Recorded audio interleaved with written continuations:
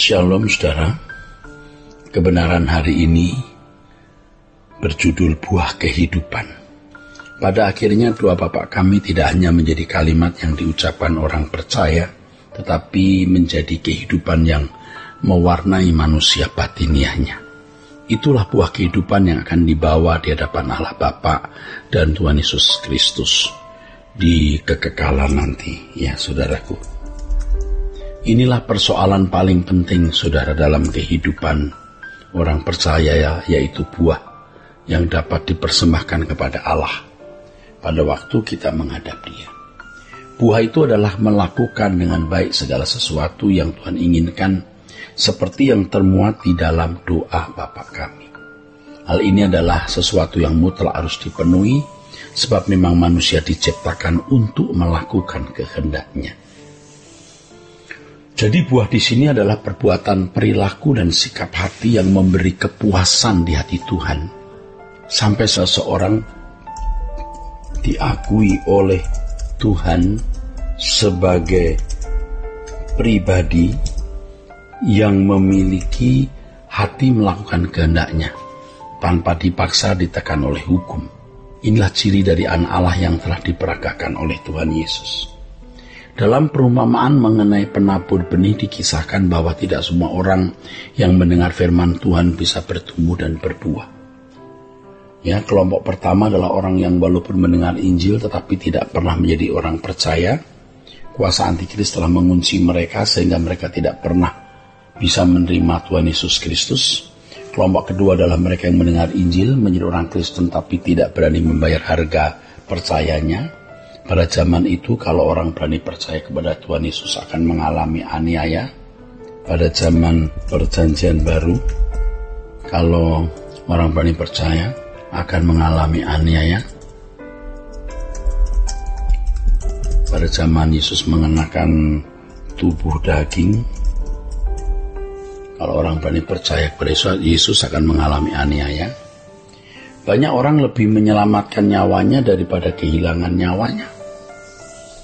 Kelompok ketiga adalah orang-orang yang tidak mengalami aniaya, ya, tidak menolak Tuhan Yesus tapi masih mencintai dunia. Mereka memang berbuah tapi buahnya tidak matang. Kata matang dalam teks aslinya adalah telesphoreo, yang artinya dewasa, tidak dewasa. Jadi buah yang dihasilkan tidak dewasa. Tuhan menghendaki kedewasaan.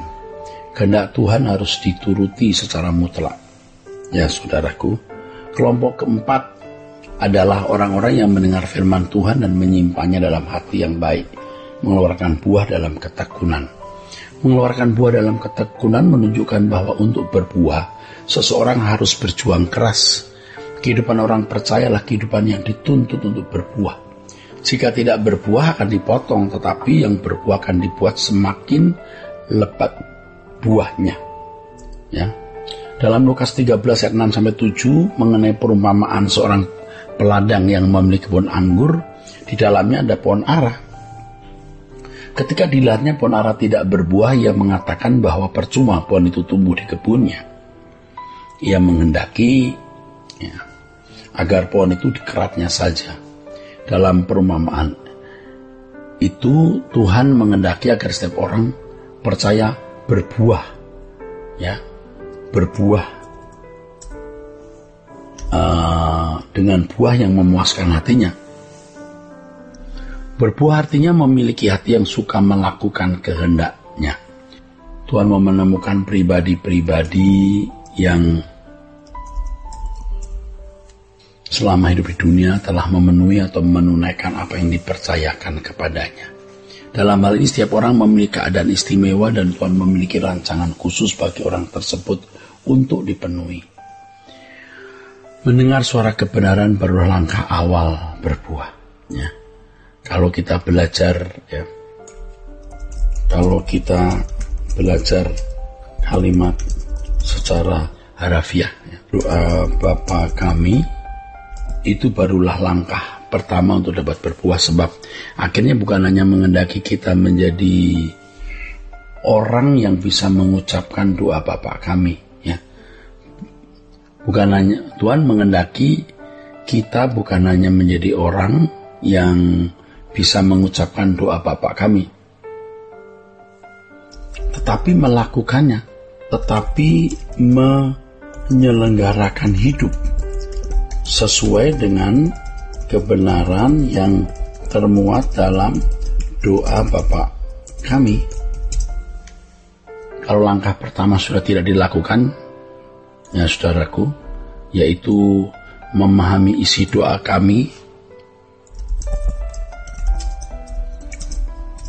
Nah, bagaimana bisa berbuah? Banyak orang tidak mengerti maksud isi doa Bapa kami tersebut, ya. Maka mereka tidak bisa menyelenggarakan hidup sesuai dengan kebenaran yang termuat dalam doa Bapa kami.